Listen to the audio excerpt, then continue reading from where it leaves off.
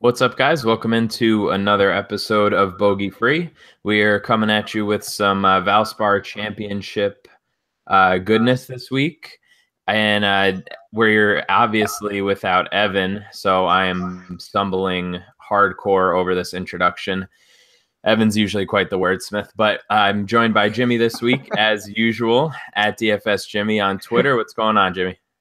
What's up, Matt? Thrilled to be here, man. Fired up. Enjoyed Mexico last week. Cool course down there at Chapultepec. Ready to get back into Florida, and this happens to be an event in my hometown. So I've played the course a couple of times actually, so I have some familiarity with it. Hoping that translates to DraftKings success. Last year it did not, so looking for a rebound. There we go. And joined tonight as well by special guest Geoff Feinberg. Find him on Twitter at gfeinberg17. What's going on, Geoff? How are we doing tonight? I'm doing well. Always excited for this tournament. I find these old-fashioned tree-lined golf courses we get fewer and far between these days on the PGA Tour. So I do enjoy this type of course. Absolutely, it's a welcome change, right? We like to have a little variety. It doesn't always have to be 8,000 yards and wide open every time. Also, Geoff, is that an aspiring beard I see there? Have you joined Team Beard for this week? That's encouraging. No, I've just been lazy. I don't think so. No. Oh well, we're always fans of people on Team Beard, so I thought you may have converted over. That's all. No, it's pretty. I don't know. That's pretty. It's not pretty. It's not far long enough to be considered much of anything. But no, there's no plans. Oh well, that's okay. We're an honorary member for this evening. So let's see if we can translate Team Beard into some success this week, Matt. What do you think? Hey, well, I'm hoping because just real quick to recap last week, just the fucking worst. Like I'm like you put the whammy on me because you said, oh, I'm picking winners, like, running hot, and I just can't do shit on DraftKings. Did I undercurse you? So. You might have, because it was a rough go. My cash line crapped out, and I tried to be conservative, like our buddy Roger suggested to us, and it didn't even work. So whatever. Big shout out to Tom Schrank for taking down the Listener League for the second time this season. I contacted him on Twitter, and his bogey free hat is in the mail. Literally, not figuratively. So he's actually getting a physical hat. First one besides me and my dad to actually wear one of those. So there you go. Nice. How was your week, Jimmie? It was okay. Profit. So never a complaint about profit. Had too much Paisley, not enough Sharma is sort of like the definition of my week. I had like 80% of Graffa, and I had 91% of Schauffele. Schauffele's week Sunday really kind of I sort of tumbled down the rankings Sunday with that, but ultimately a profitable week. So never any complaints. All GPPs didn't play cash, so I will take that and move on. There you go. How's your week, Geoff? Oh, just another shitty Sunday. Yeah. Surge X really needed them. They didn't really make themselves a part of anything. Yeah. Nothing. Sunday, I'm just expecting nothing to go. I go into Sundays now expecting nothing to break my way, and yeah, that's how it is. Yeah, you've had a couple of rough Sundays lately, haven't you? With being on the 54 hole, guys. Oh well, that's the annoying thing, because I feel like the last three ones have gone to those guys in the final group. But yeah, I couldn't even get into it. But going back to pretty much all the way back to Norin, which would have been the week before the Super Bowl now. So keep on keeping on. I like this one. Had a very successful week here last year, which also included a lot of listeners of us hitting a Hadwin 110 to 1 outright ticket was a big pop. So hoping for good vibes again here at Valspar. All right. Well, let's on that note, let's jump right into it. Jimmie, you want to give us your little spiel about the course, and then we'll kick it over to Geoff? Yeah, I'll hit the course real quick. We're playing the Valspar. It's played at the Innisbrook Golf Resort. It's home to like 4 courses, but the Copperhead course is the one that we're going to be playing. It's a par 71, 7,300 yards. They had the grasses redone in 2015, I think right after Spieth's win. So this will be the third year with the new greens, which are Bermuda and POA oversee this time of year. So we'll see how the third year greens go. I noted in my article, third year greens tend to, they tend to sort of mature in the third year and play different. Is sort of, left up to interpretation compared to how they play the first 2 years.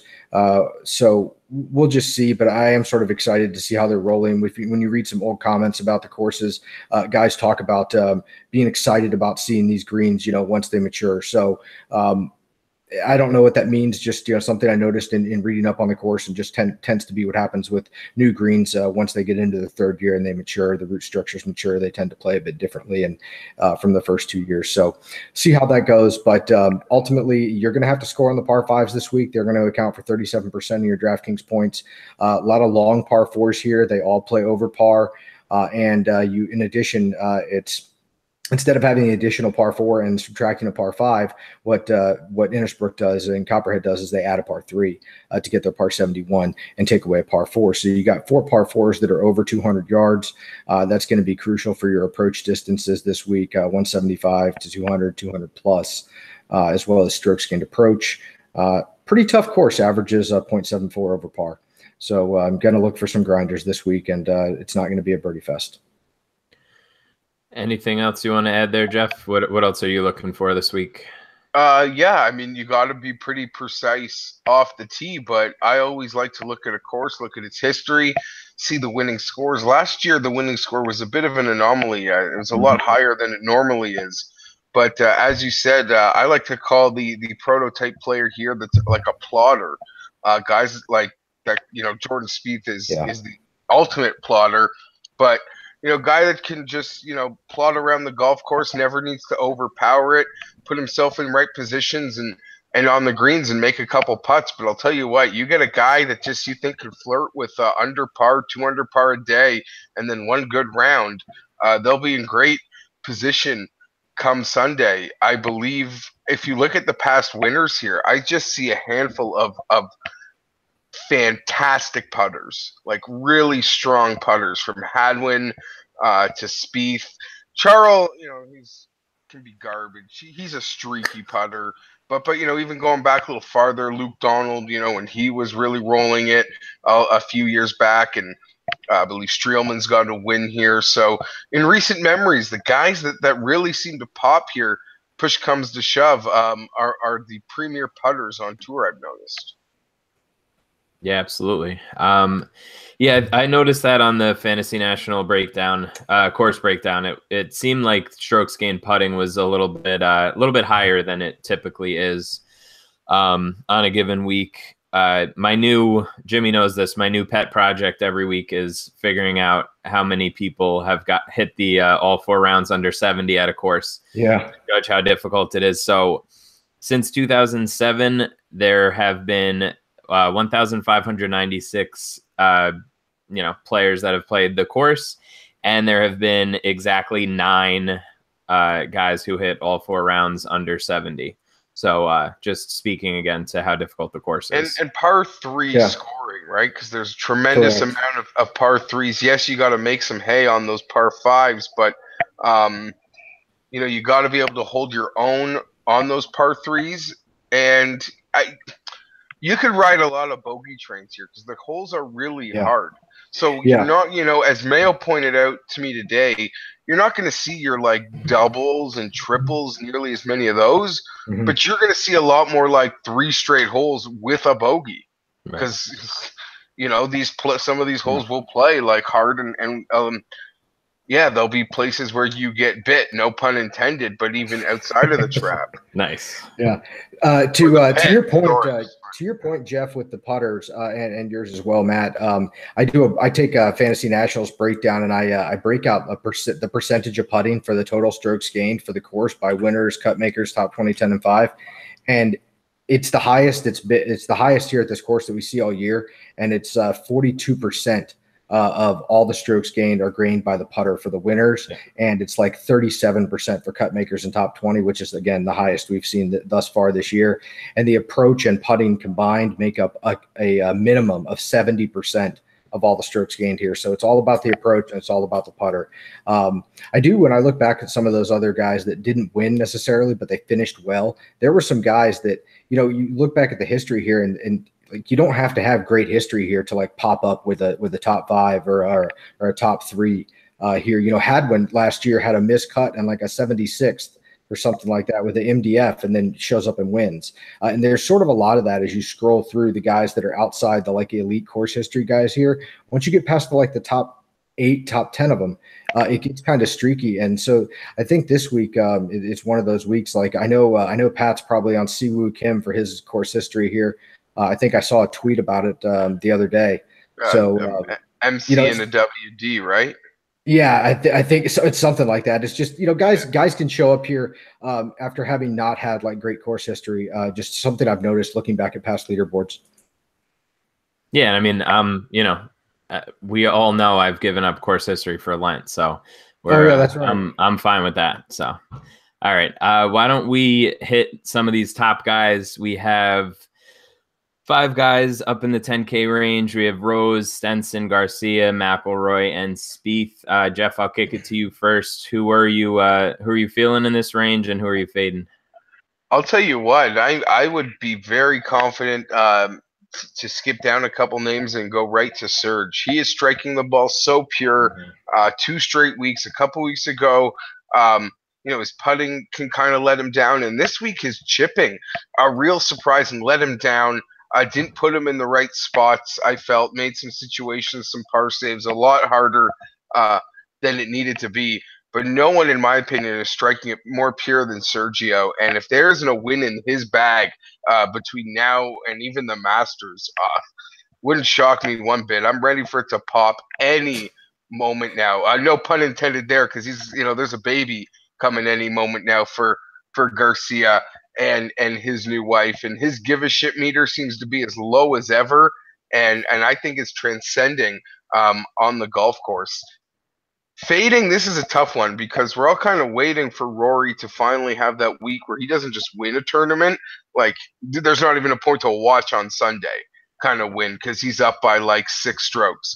That would never surprise me, but he's never played here before. He'll be clubbing down like a lot of guys. I don't know. I could find him having some issues here. Spieth, well, for as bad as he's played, he still had that top 10 last week.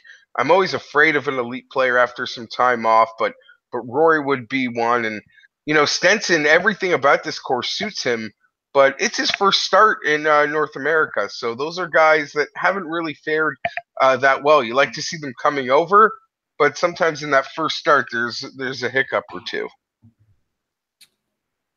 Jimmie, how about you?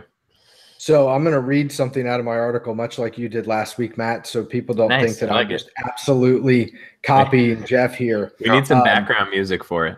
Yeah, we do. We need like a segment for this. But my direct quote, verbatim, while many are looking for Sergio to back up his Augusta magic, because everyone loves a great story, I guess. The truth is Sergio is more likely to win this week or next than repeat Augusta given his red hot approach game. So I agree with everything that you said about Sergio. The other thing that's interesting about Sergio and his wife that you touched on there is at the Honda, his wife was there, and that was her last tournament with him until the birth of their child, and they announced it publicly. And last week, just like you said, his give a shit meter, he seems to just be like swagging it up. Just everything is just kind of clicking for him. And this could be the week with her there. There's no real distraction. She's doing her thing with the baby back at home, and he knows she's taken care of, and he's just ready to play. And I think that could come into play here. Just again, you have to kind of read the tea leaves when you're talking about guys here at the top and trying to predict wins. Yeah. That's just sort of one of those things that, it's an intangible with golf that, there's not a distraction there for him this week. And in a period where he's had a lot of distraction leading up to this point, and he knows that there's a lot of distraction coming after this point. So those are two things that I like about this little period for him. Yeah, and sorry to keep just cutting off there when it comes to Sergio. I mean, it is a really fine line, right? Because you could sort of bottom out in that not give a shit, zone too. But like you said, for a guy like Serge, again, I don't think anybody, outside of those cream of the crop, like, handful of players, like 3 or 4, are striking it better with the irons. And yeah, it wouldn't shock me at all if he defended that green jacket. But, even from a betting perspective, I feel like I've got to protect my 50-1 surge to win the Masters bets because it feels like it's coming. It feels like it's gonna come before it really does. And you could be right. Bay Hill, the juju on him in person down there at the Honda. You did. You gave him a little bit of the G Feinberg, little zap there. And the thing is, I would argue you're right. If I had to pick between this week or next for Sergio, you could make the case next week. Bay Hill might be better suited. But yeah, I'm really loving everything about Serge for this week. So just a quick takes on the rest of that range. Rory's interesting to me. I'll probably have one hedge lineup with him. But I think this may be the week that Spieth kind of puts it all together. I'll be interested to see where his ownership falls. Sergio will be my most heavily exposed. Spieth will probably be second, followed by Stenson. I think Stenson's kind of in the same spot that Sergio was 2 weeks ago. First start, probably going to be a little bit of rust coming over. Blah, blah, blah. I think he's probably going to play well, but he's going to be if he's heavily owned and he finishes like T25 or T30, is he worth it? I'm not sure. So I'll make a determination sort of later in the week on him, but I will have exposure. But probably Garcia and Spieth will be kind of where I settle. I'm not really on Rose here. I will say this, though, in defense of Stenson, he's got a pretty impressive track record here. Last 3 years, 7th, 11th, and a 4th, which, all sort of feel like tune-ups for him. And last year, he finished 7th here when everyone was sort of like, in that sort of screw Stenson because he screwed a lot of people in that Mexico tournament. I wrote that exact same thing as well. Like, it was sort of impressive the way he bounced back last year. So I think he'll be okay given his course history. I think my exposure probably depends more on his ownership than anything else. If he's really highly owned, I'll be underweight. If he's low owned, I'll be overweight. Yeah. I think I have to drop the Jordan Alexander Spieth right now. Whoa, middle name. Here we go. It's happening this week. I'm on full tilt about all this Spieth hate lately. Like, I don't, it's the same thing as like people like in redraft hating on Julio Jones. Like, I just, when you set the bar at a certain point, like, I don't understand what people want from the kid. Like, I looked it up before. Since the start of last year, he's made 30 starts and he has 15 top 10s. Like, where is this outrageous slump that people are like? It's not an outrageous slump. No, here's the problem. The problem. Spieth is not a likable guy, and as a result, people find every reason not to like him, and that's what it is. But I don't think it's that. I think it's more like, and I'm not the greatest with the stat metrics. I rely heavily on Pat to sort of correct my idiotic perceptions. But like I just said, did he finish 10th? And it feels like he's not doing a lot of things right. So, and then you look at like some of the key stats that he relies on so heavily, like the putting ones. He's not ranking anywhere near. He needs to rank. But like I said, he finished 10th in the midst of all of this. And when it comes to those elite players, these really elite players are pretty much any of these pros, but even more so with the elite players. Mm-hmm. It literally takes one moment in one range session by themselves or with their coach for something to just click. And it's like on. Like everything. Yeah. As long as you see signs of good. I feel with these super elite players, the bad can be fixed so easily. If you're not seeing any good, then that's scary. Because even if they fix the bad, where's the good? But when you're seeing some good, I feel like, just takes the smallest thing for these guys to make the smallest correction, and that the bad is gone and that good is that we can trust in is still there. I hope that made sense. Excellent. No, I think that makes a lot of sense. I think that's an excellent perspective. Excellent perspective, sir. And I even, to go farther, like, I know he's an easy target, but the same way Bubba and Phil kind of flipped the switch, like, you've seen some really ugly from Adam Scott, but you've also seen some good. That if like he could just clean up the grossness, there still is that good that we've seen in spurts. Mm-hmm. I'm not to say I'm condoning any Adam Scott anything, but an example of one of those guys who is farther, down from where we know them. Yeah, for sure. I'm just amazed at like just some of the things that I see flying around Twitter when I'm looking it up and I'm like, I must be missing something. Like he's third in proximity over his last 24 rounds. It's not like he's like missing greens. I don't know. I think he's won here before, but pardon me, but did you ever catch? It was a couple weeks ago, I think, the Padraig and Rory comments about Spieth. Okay, so a couple weeks ago, I guess they were sitting down with Irish TV or whoever. It was a double interview with both of them, and Spieth came up and the criticism of Spieth, and they both were disgusted by any criticism of Jordan Spieth. Like they were almost like mocking the criticism. Well, you can't do this, and you can't do that, and you can't do this. And trust me, I'm part of that noise that you're referring to, Matt, of people that can sometimes take shots at Spieth. I'll acknowledge that. But they're okay, what is it about him? And they're both kind of he has it. And what does that mean, it? And it. And well, how do you quantify it? Well, how you quantify it was him saving that par, or saving the par on the 13th or at the British Open, and then sticking it on the next hole. That's it. It's clutch. There's a whole bunch of names for it, but yeah. To take to not to throw a stone, because I fucking love the guy, but everything Ricky Fowler doesn't have yet, kind of Jordan it. What you can't quantify it. You can see it in quarterbacks, but it's just it. And that makes up for everything else that even myself likes to pick on him for.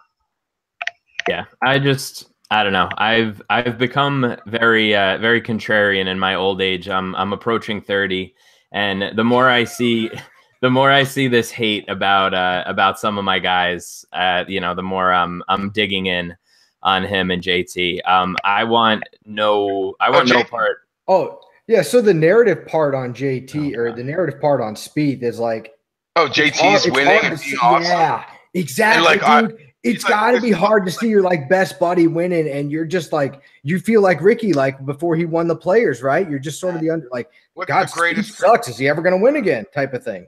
Well, yeah, but knowing Spieth, he could just save that for the Masters too, and let Justin win all these other things. But as I joke, and the greatest tradition in golf right now is a Sunday night where Ricky Fowler's celebrating his friends winning tournaments.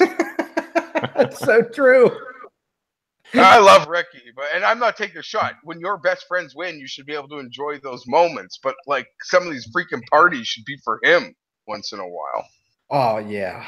Yeah, that's all right. I don't mean to harp on a guy who's not even in the freaking field, but all good.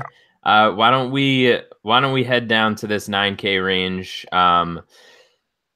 Raise your hand if you're playing Tiger this week. Nobody? No. It sounds so counterintuitive. One of these weeks we're all going to look back and be like, "Oh, you didn't play Tiger?" I don't think this is that week, but it sounds a little crazy. I think 9,500 is a bit of a stretch, but that said, I mean, he's looked very competitive. He absolutely has the fire and the passion. He doesn't need the driver this week. My concern is that, there's a reason he doesn't play this event, right? And it's the same concern I have with Rory. It's just a tune-up, and it's a tune-up for, Augusta. It's a tune-up for next week because it's Bay Hill. All the reasons, but I don't know. It's just hard for me to take Tiger seriously at this event, given all the things that are sort of around Tiger at the moment. That said, it's Tiger, and like I said, he doesn't need his driver. I probably he might go in that Rory hedge lineup, but that'll probably be all the exposure I have. So where are you going there then, Jim? If you got to play somebody in 9K, because I feel like you typically don't. I don't.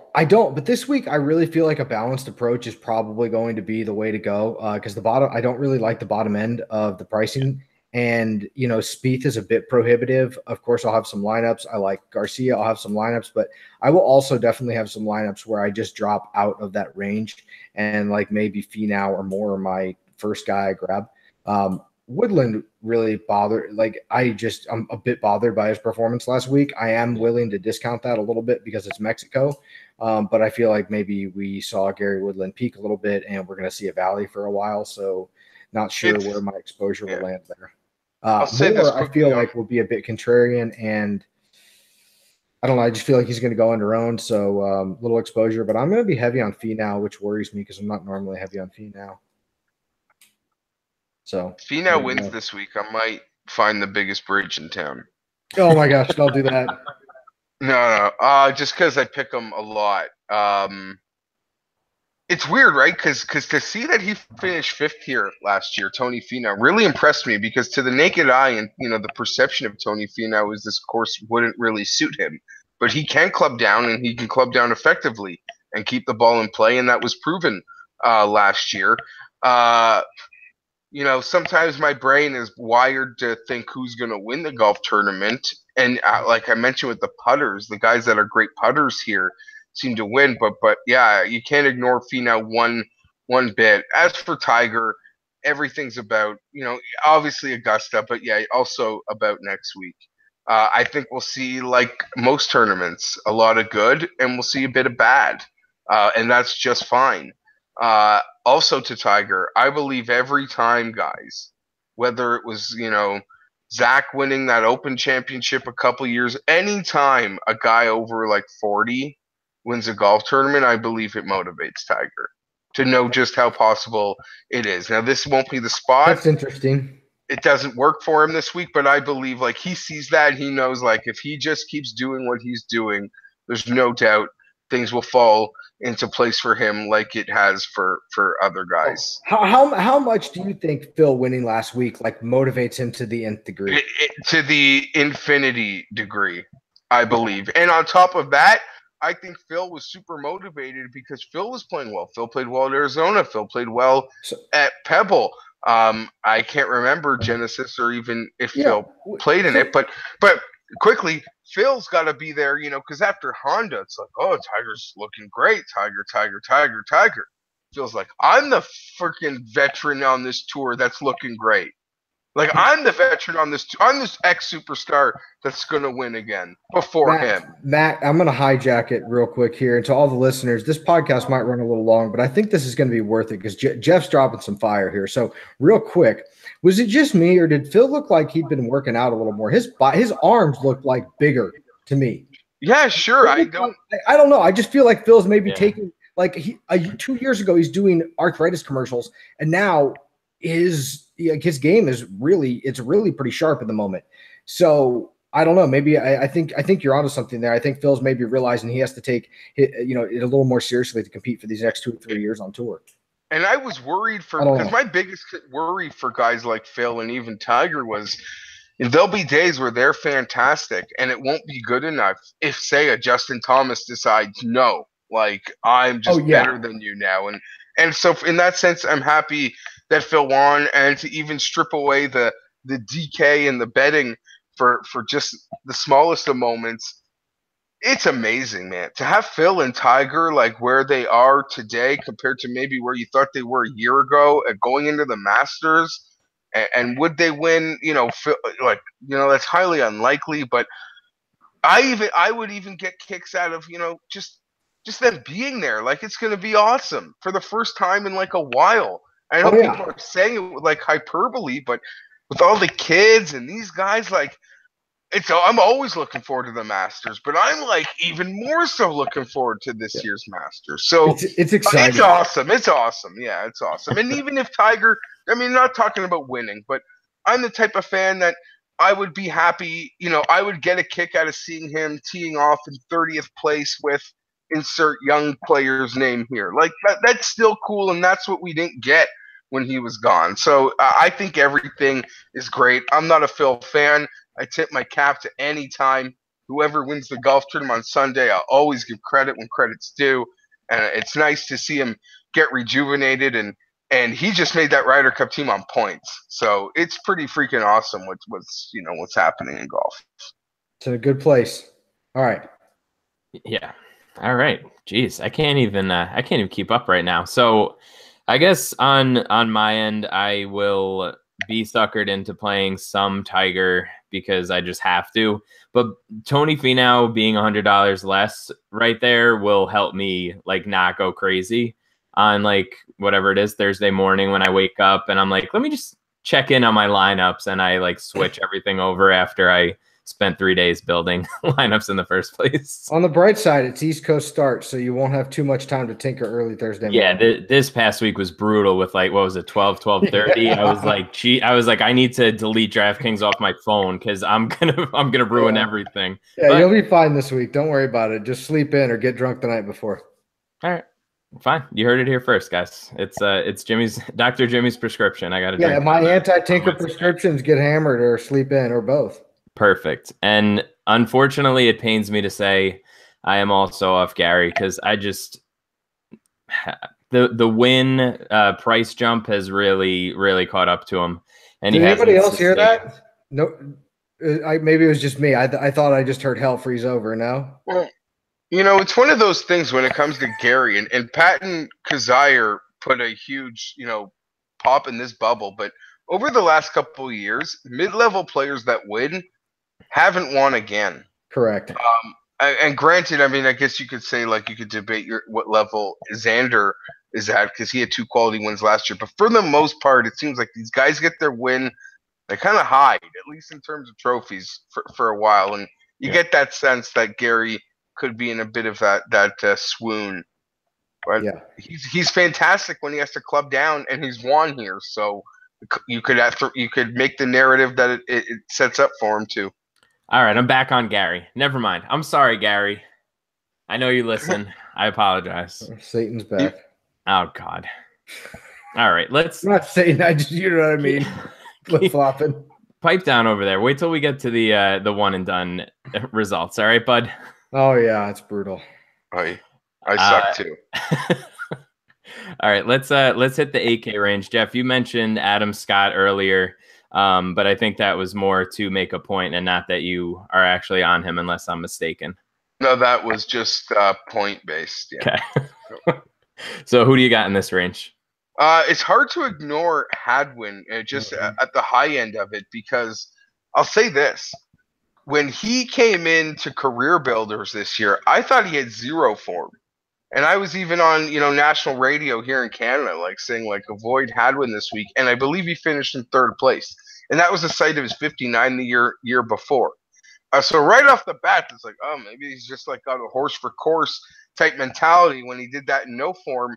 And then he had that peaking Sunday this past week, last couple weeks, he's looked strong, headed in a course that suits his game, as well as any on tour. He's been making cuts. I'm pretty confident in Hadwin having a real strong showing this week. I wouldn't be afraid to back him one bit. Yeah. All right. And on the lower, and then maybe my favorite golfer in the field this week just makes the 8,000 range, and that's Cameron Smith. This course is everything that sets up well for Cameron. And I swear to God, if it's a shot within like 100 yards or 80 feet, I know, like he puts everything tight to the pin, getting around a golf course, and there's a lot of that here. So I'm extremely confident in Cameron Smith this week. He'll be as more owned than any other player at that number. He'll be in almost every lineup. I mean it. Mm-hmm. How about you, Jimmie? Can't hide my love for Cam Smith. Ranks really highly in both of in my main model. Ranks okay in my secondary model on Fantasy National, but ranks really well overall. Last 5 events, he's picked up 17.29 strokes on the field. Has played here in the past, and I think, let me look it up real quick. I think he's fared okay. Just actually even worse than okay, which is probably better because it goes to my point earlier. You don't really need to play great here to kind of like show up and play really well. He knows the course. He's 49th and a 42nd, but picked up positive strokes on the field. So again, I'm not really putting a ton in course history unless it's elite here because like Louis Oosthuizen, 3 missed cuts and a 7th. So I think guys can show up here, and I'm not worried about his course history. So I like Cam Smith quite a bit as well. Kuchar is my guy that I'll probably have the most exposure to. I think people are off of him after last week, but if you check it out, he just lost all the strokes with the putter on a course that is the most difficult to putt inside of 5 feet.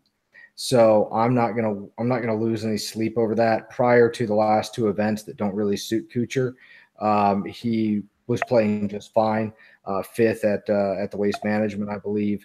So I'm not really concerned there. I think that he's going to go under-owned, and at 8,200, he'll probably be my highest owned player. I'm also going to have a little exposure to Webb Simpson, mainly because his tee to green game is just elite. And Benny On, my guy Benny On. He might get a little chalkier than I want, but I will have some exposure playing well. He had a decent result on the Euro Tour recently, has seen the course before, and should be in decent form. So I like him. I'm a little concerned about his ability to score on the par 5 sometimes. For a long hitter, he doesn't take all of his opportunities on the par 5s. I'm off Louis, maybe a little Nah, and that's it. 2 other players in this range that I might even put money on for the outright. Brendan Grace, his form hasn't been as great as I'd wanted to, but you talk about this is a guy that wanted Heritage. This seems like the perfect track for him. You shoot 2 under a day, and you're like right in that perfect winning position Sunday afternoon. And if you could design a course that you would think Matthew Fitzpatrick would have success at, this would be it. This is a bit of a litmus test week for me and Mr. Fitzpatrick, who I'm a big fan of, but I would really like to see something this week. Last week, wasn't happy at all with what I saw, but it was also his first non-European Tour event of the year.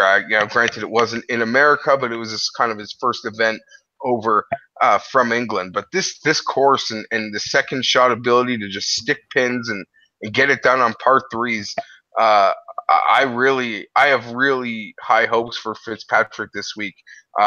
He's got to live up to him because I want to see him get in form for the Masters. Yeah, I'm not a huge Euro guy, but I know he did well at Abu Dhabi, so I'm sort of a sucker for Fitzpatrick, just in the sense that I want to play him every time he's over here because I literally never play Euro, and I feel like I miss out by not being able to play him in Euro. So I will definitely have a little bit of Fitzpatrick. I'm with you on Kuchar for sure. I'll just always lock him in, and Cam Smith. Those 3 guys are going to be in my article this week. So those are my 3 favorites. Geoff, I guess with Grace is interesting to me. Geoff brings it up. Sorry to interrupt, Matt. I like Fitzpatrick as well, but thinking about ownership, I'm heavy on all the other guys, and they're probably going to be the chalkier ones. I think that Grace and Fitzpatrick are 2 great GPP pivots, and if you grabbed both of them, because like I said, I really like a balanced lineup this week, and I think a lot of other people will as well. Grab one 9K guy, or even Rose or Stenson, low 10K, and then fill it out with upper 7s and mid 8s. I think these guys probably go overlooked, and they're probably more so than they should. So excellent points there. I'll probably just stack a couple of them in a hedge lineup or 2 to make sure that I don't miss. Because I had Fitzpatrick last week and it was disappointing. And I've looked past him all week. So you've brought me back to him, Geoff. Yeah, no, I know this course just really does everything that he's never going to out-hit anybody, but he can be quite accurate and he can be quite lethal with the irons. Again, I'm expecting Cam Smith and Fitzpatrick this week. Yeah, no, seriously. And as for Grace, like I said, the course just seems to suit everything he does. And if he shoots 1 under for 2 days and has his 5 under round, we've seen it before on really hard courses. It comps well to me with Heritage, and that's where his win is over here. Get lucky. Get lucky. All right. As we keep heading down this list here and get to this pretty colossal 7K range. There's like 50 golfers in 7K range. We have a couple guys up at the top who have done well pretty recently. I was kind of hoping personally, just for selfish reasons, that Ches wouldn't even have played last week and just really taken a little bit more time off, because I think he just tuckered himself out. The Genesis, we kind of saw him just kind of lose his shit. So I was hoping that he wouldn't play last week, and it didn't look like the couple weeks off really did much for him. But we do have Luke List, who, I mean, for all intents and purposes, right, he's in the playoff a couple weeks ago at a decently similar track. Do we, Jimmie, I guess I'll throw it to you first. Do you have any confidence that List is going to keep that up, or do you think that was more of an anomaly? It's possible Or he keeps both. it up. But in terms of confidence, I never have confidence in Luke List. If you have confidence in Luke List, I feel like you probably set more money on fire than you make. But Luke List did play well the other day. I might have a very small bit of exposure, but I'm not going to continue to ride that train.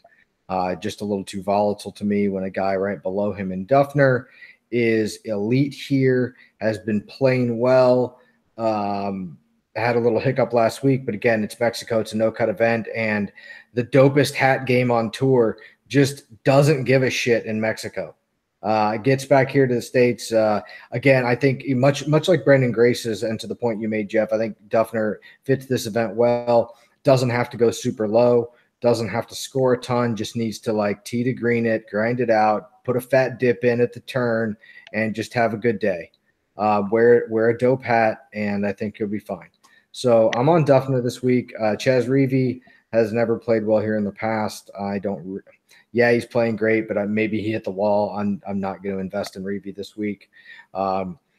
I'm not a big Bill Haas guy for DraftKings because he never seems to score the way I want him to. I like him more as an outright bet maybe, or like a T20 bet, T10 bet. But if it's low scoring, his positional points can do you well. Haas for this week, and both Stricker, Fisher, and Streelman are all kind of interesting to me right there at like 76 and 75. Stricker, I think he won last week on the senior tour, the like Cologuard Open. I think he won the shit Open. And then the Ross Fisher, pretty good Euro player, and Streelman has been playing pretty well. So I like some exposure there in the mid 7Ks. How about you, Geoff? I agree with Ross Fisher. That's a pretty strong play. I wouldn't be surprised if he actually won the tournament. Wouldn't shock me one bit. And a step above from that, I'm not giving up. I know a lot of people are, but when I predicted the big year, I really looked at a course like this as maybe the place where he would pop and win, and that's Ollie Schneiderjans. I think his ball flight will really work well for him here. These narrow fairways at this course, I think, suit a lot of what he does well. I like him a lot. There's a lot of plotters in this range. Duffner, I guess, is king plotter. As I said, it's a plotter week. All these guys in this range kind of fit the mold, whether it be Zach Johnson or a Russell Knox, a Kevin Streelman. These are guys that just can move themselves around a golf course very cleanly. Steve Stricker, the veteran plotter. All these guys keeping the ball in play. Whoever gets that hot putter is really going to score. But for me, Ollie and Ross Fisher would be the ones I would own the most. And you can't name plotters without giving a shout out to Sneds, who needs a win to get into that freaking Masters. It's a shame, but that's where he is at. And if it's about keeping it straight, hitting a green and rolling a couple, he could be pretty dangerous, and he'll be hyper motivated to try to get into Augusta. Yeah, I could see all those. I don't know. I feel like I'm gonna get sucked in to Laird, but luckily I just noticed that he gained 8,000 strokes putting at Genesis. So I think I'm going to sort of pull that one back a little bit, but I wanted to like him with the two recent top 10s. Outside of that, I had Snedeker circled as well. I think he's got to get on his horse at some point and do something. So why not? Why not this week on this kind of course? As we keep heading down into this bottom half of the 7K range, are we going back to Charles Howell, Jimmy? No, we're not on the West Coast, so I'm done with Charles Howell until next year. Yeah, fair enough. Very simple rules. Don't overcomplicate it with Howell for me. I'm going to play Hadley right there, and I'll play lots of Hadley. Yeah, I like the Hadley. He's been his proximity to pin has been unconscious, and don't let Honda get to you. He was Anderkirch, so yeah. Oh yeah, who's Anderkirch this week? Do we know? Bryson. Oh, it's tragic. Brilliant, stable genius. Who I don't know. I didn't really have much interest in anyway, so it didn't bother me. And it's kind of incredible that the amount of hate that Charlie Hoffman is getting. Almost didn't even notice he was playing. Why is I guess I didn't know he was getting so much hate, but well, I just mean it feels like a low number. I know. I got you. You mean in terms of pricing? I thought people were like pricing. You feel like he's got more, win cred and win equity than a lot of guys who are ahead of him.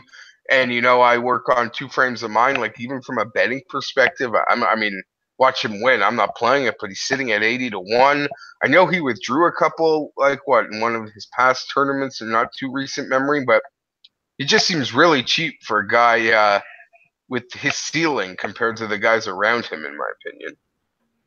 Yeah, absolutely. To your point, last 24 rounds, he's 10th in proximity. So it's not like he's completely lost it by any means. And this price is pretty palatable for a guy who's gonna stat out that well in proximity on a course like this. So I could get behind that as well. Jimmie, anybody else you liking down here? I guess I would be remiss to not mention Lucas Glover for Evan. Pour one out for the little homie. But I don't think that's going to be a thing. So who do you like down here? Lucas Glover is never a thing. I just had to say it because Evan. I'm sure I'll get a message from Evan if I don't mention him. No, sure, Lucas Glover's fine if people like him. I just never play Lucas Glover. I'll play the older Lucas Glover in Jim Furyk maybe this week. Probably have one little hedge lineup with him. This course is sort of tailor-made for what he does. Long irons, place it off the tee really well. I think he's won here before in the past. I'm only looking at the last 5 years of history, but I'm pretty sure he has won here. Yeah, I believe he has. And the course hasn't changed that much over the years. So I think he's played twice now. Made the cut at the Honda, missed the cut in his first outing. So, I can see a little bit of exposure to Furyk. Ryan Palmer, I'm always going to have a lineup this year with Ryan Palmer in it. If it gets windy this week, and just a quick note, wind, we are expecting to have a front come through here one day. Right now, it is slated for Sunday with 30+ mile-an-hour winds, torrential rain for part of the day type of situation. So keep an eye on that, folks. That could come through Saturday. It might come through in the middle of the night and not affect anything. Right now, it's slated to come through in the middle of all the best tee times starting on Sunday. So again, that's a little ways out, but keep an eye on that. It does get windy here. The course is on the Gulf Coast, so just sort of something to keep an eye on. But if that's the case, Palmer plays well in the wind. The guy that I'm probably going to have the most exposure to down here is where'd he go? Dominic Bazzelli is interesting a little bit. Played well here, but Sam Saunders. And sort of for the same reason, I think you mentioned it earlier, Geoff, Hadwin and the where he shot his 59, the Career Builder. That seems to be a decent comp course for this place. Bazzelli's part of that group. This year, Sam Saunders, I believe, finished 8th there, and he's done all right recently. I think maybe some people are kind of keeping him in mind for last week, but he had a couple of top 25s prior to his miscut here at this event last year. So he likes the track. I don't know. I'm probably going to be rounding out my lineups with him or Harris English are the two guys that I probably like in here. Below a guy that sneaky been good down here, in my opinion, is Chris Kirk. Interesting. he's sitting in that 7,100 range, and to steal one from Mayo, who I know he's pretty high on this week, is John. Huh? Oh, nice. So yeah, that's why I know Mayo had all the stats raving about how well. I probably had to do with par 3 scoring, if I recall. But Well, yeah, he's played pretty well early on this season as well. I mean, I've seen him on some leaderboards as of late. It seems like. Yeah, and Chris Kirk, I don't know. I guess he's popped in some early rounds, but he's a form guy, and when he's in form, he can be sneaky solid. And I think that's a nice way for a lineup at this number. And if you really want to, have a grab a pair, I think Sang Moon Bay can be. He's been forgotten, but we've seen him a bit come to life. Then he crashed down. I think a place like this, just keeping it straight, works for him. So sneaky, I don't expect many people to own him whatsoever, to be honest, outside of Kenny Kim. So I'm excited. No, I think Sang Moon might do pretty decently this week. I could see him finishing like T25, no shock. Yeah, you're right. Now, Kenny Kim will definitely own him. You're right about that. That's where I was going. I love me some Sang Moon Bay because it's going to happen at some point. The other guy who I was kind of looking at down here was Harkins. I feel like everybody sort of was in love with him for a couple weeks and sort of forgot about him. And I mean, he did miss the cut, I think Phoenix maybe. But he was just awful around the greens at Genesis. And I think if he could get that sort of, worked back the right way, I think he could potentially do something here as like a, one lineup sort of throw-in guy. Nothing too crazy, not in cash by any means, but he's somebody that I was looking at. Outside of that, I mean, I'll always have, Stewart Sink as my cash lock every single week. I love my boy Stu, so I'll definitely have a little bit of exposure to him as well down here. Outside of that, I mean, I don't know, Geoff, I guess I'll throw it to you first. Is there really anything to love under 7,000 this week? Ryan Armour is, if you're making me go down there, would be the one that I would probably roll with. Yeah. Sabatini, maybe sneaky, but I would never want to roster him. Exactly. Yeah, just like, nope, I'll just try harder. I'll just lose money instead of roster a terrible human. Got it. Yeah. I feel the same way about Poulter. Yeah. Poulter can be sneaky as well, but no, and I'll be honest, I know you guys alluded to it in a bit. I really believe the strategy here is to just like sort of stack your team in that like low 8,000 range. That's sort of the teams that every time I build my teams, even into the high 7s, that middle tier team, I think could really work. Yes, Spieth won here a couple years ago, but for the most part, it's been a pretty wide open event historically. Yeah, and I mean, it's not an event that ever really gets too top heavy, right? I mean, what is there? 2 guys in the top 10 right now? Yeah, and Rory's never played it, and Rory's kind of forcing an appearance, and just back to Tiger quickly, he feels like he's really just getting ready for the Masters, and old Tiger would have been invited to a WGC. That would have been this, he's trying to match the starts he used to make this way through the season. He doesn't have any WGCs, which would normally count for a couple, and that's probably why he squeezed in Honda, and that's probably why he felt like he's got to come here. But yeah, you're right. It is this has got to be the strongest Valspar field it feels like they've had. Oh my gosh, yeah, in a while. Yeah. Listen, just from like living here and like driving past the area several times recently and stuff, the hype level is much, much, much higher than it has been in previous years. They're expecting record attendance like the whole time through. Like a personal note, they do a good job here at this tournament from a fan perspective as well. So if you have a chance, you should definitely go check it out. Well, just to put it in, the fact that Rory, Sergio, and Tiger, Sergio played in it like 5 years ago. He used to be part of his run.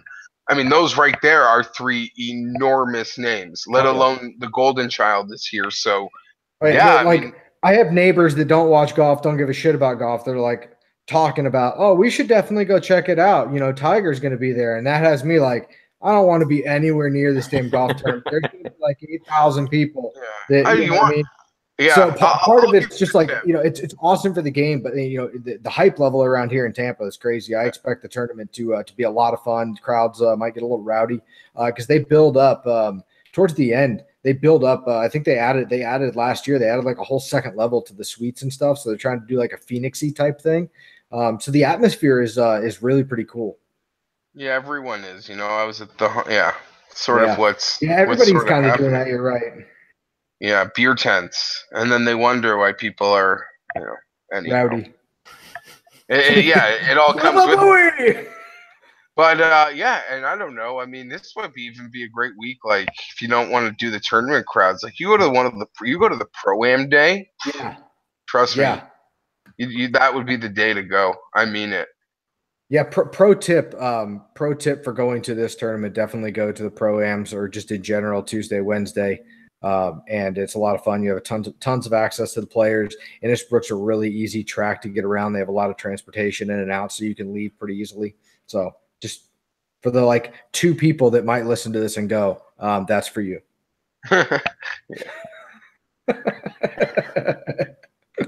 the other 9 of you that are listening, sorry about that. No, I think we got 13 listeners last week. It was a new record, so we're good. Oh, fantastic. Yep. I can feel the popularity surging already. Yeah, the rocket is just taking off right now. I don't know. I don't even know what to do with all this this newfound money from the podcast, you know. Bogey free equals Bitcoin 2018. Exactly. Anyway, so we have 2 things that we need to cover because I think that's sort of the end of it. That's definitely the end of it. Yeah. So there's 2 things we need to cover. I hope you have the one and dones pulled up real quick, Matt. Do you? Because I don't. You hope I do? I hope you do because I don't. And then secondly, we need to you were gracious and did not punish me for the unfortunate withdrawal of Martin Keimer. I appreciate your graciousness, but we do need to re-up the Avi bet one way or the other, win, lose, or draw. We need to kind of see that through. So why don't you pick a range and then you can pick your player and I will pick whatever is left in that range since you were gracious enough to not destroy me. While you do that, I will pull up fantasy golf metrics for our one and done. No fucking pressure at all here. Jesus Christ. Oh, man.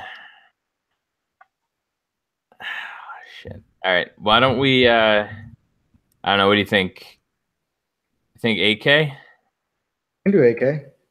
You could have Geoff give his one and done thoughts while you decide if that makes you feel better. Yeah, Geoff, I know you're you alluded to your aptitude for one and done. How have you been doing this year, and who do you got this week? I'm horrible at it. I've never been good at it. I don't know. I never seem to knock it out. I would be leaning towards Sergio, but I gotta tell you, like if you're feeling like the top, I'd say Sergio. If you want to take a bit of a roll, I'd go Cam Smith. That's where I'm headed. So, in other news, I forgot my password for Fantasy Golf Metrics. So... Oh, I have it pulled up. No worries. Oh, fantastic! Because I was gonna fail. So, all right. So here we go, Geoff. Unfortunately, you have to you got to sit through this. We have DFS Jimmie in 3rd place out of the 3 of us at a cool 750K. Not zero. Evan finally broke the million mark at 1.003 million. And I am up at 2.12 million. So sort of lapping the field here. So you guys got to we actually have to send Evan a reminder because fucking kid doesn't even get in the listener league every week, so I can only imagine that he's not. I was 21 and drunk all the time too, and I survived life without reminders constantly. I think he's gonna make it. No. Have you met Evan? Are you kidding me? Him and his Molsons. He's gonna get drunk on 3 Molsons and forget about the one and done this week. Listen. I'm trying to take advantage every step I can, and if reminding Evan puts me at a disadvantage, then I don't think we should remind him. All right, so this is his reminder. Then it's recorded for all. Exactly. Years, if he doesn't listen to the end of the podcast, he's screwed. All right, I'm going Cam for my one and done and for the Avi bet. So you have your pick of the litter for the 8K. Okay, so the Avi bet is 8K. Anybody in the 8K? Yep.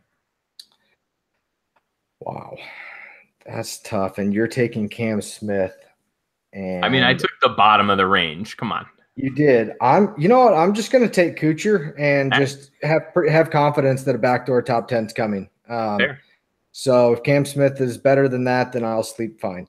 As for my one and done, gosh, I feel like by the end of this week, it might end up being Ryan Moore because I just don't know where else I want to play him, and he has decent history here. I think I've already used Spieth. I think I've used Garcia. I've definitely used Garcia, so that's out. I don't really want to play Rose. It's probably going to be Moore or like Webb Simpson. Maybe Kevin Na. I don't know, but it's gonna be ugly. It's not gonna be one of the top ones. It could be Stenson. It'll be Stenson or Moore. All right. Yeah. Well, we will for tout accountability, we'll be anxiously awaiting your tweet. Make sure that you let Toutability, hashtag Toutability for that troll out there. You said 100% Xander. 100%. All right. Well, that's going to do it for us tonight. Make sure that you are following all of us on Twitter. We got Geoff at GFeinberg17, Jimmie at DFS Jimmie, and you can find me at Matt Jones TFR. And yeah, good luck this week. Geoff, thanks a lot for joining us. Sure. All right, Jimmie. See you guys later. Later.